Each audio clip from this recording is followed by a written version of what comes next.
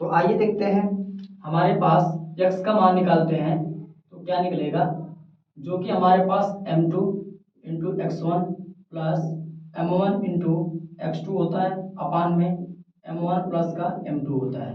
इसका मतलब ये चीज़ है, जो m1 और m2 है वह आपके खंड है, जो भाग है वो आपको दिखाना है। तो भैया ये जो आपका 3 आ रहा है वो m1 का मान आ जाएगा, जो 2 आ रहा है वो m2 का मान आ जाएगा।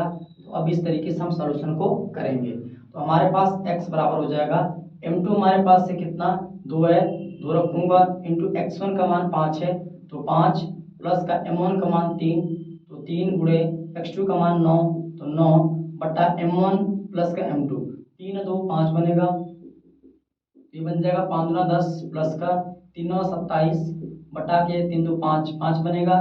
तो टोटल आपका बनेगा 27 10 37।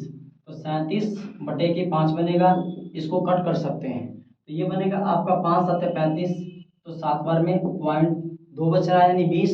ये हो जाएगा आपका 5 चौके 20 7.4 बनेगा। तो x का मान आपका 7.4 आ गया। अब क्या कह रहा है कि y का मान बताना है। तो अब x का तो मान हमें निकल गया कि कितना है, ये 7.4 है। तो अब हमें y का मान बताना कितना होना चाहिए। y के लिए हम लगाएंगे फॉर्मूला y2 यानी m2 इंटू y1 प्लस का यहाँ से m1 इंटू y2 बनेगा अपान में m1 प्लस का m2 बनेगा। ये फॉर्मूला लगाएंगे। अब हमारे पास y बराबर हो जाएगा m2 कितना है, तो m2 आपके सामने 2 है, 2 गुणे y1 ये माइनस का 2 है, माइनस का 2 प्लस m1 कितना आपके पास है 3 है, गुणे y2 का मान है 6 रखेंगे अपान m1 प्लस m2 3 2 5 हो जाएगा, 3 प्लस 2 3 बनेगा 5, ये 2 दूना का 4 माइनस का 4 प्लस का 3 छक्का 18 18 बनेगा। 18 से 4 जाएगा तो 14/5 मिलेगा। अभी कितने बार कटेगा, 5 3 15 नहीं 3 बार नहीं कटेगा, 5 दूना के 10 2 बार। अब बचा 4 40 यानी पॉइंट 5 बट्टे 40 8, मतलब 2.8 आपका मिल गया y का मान।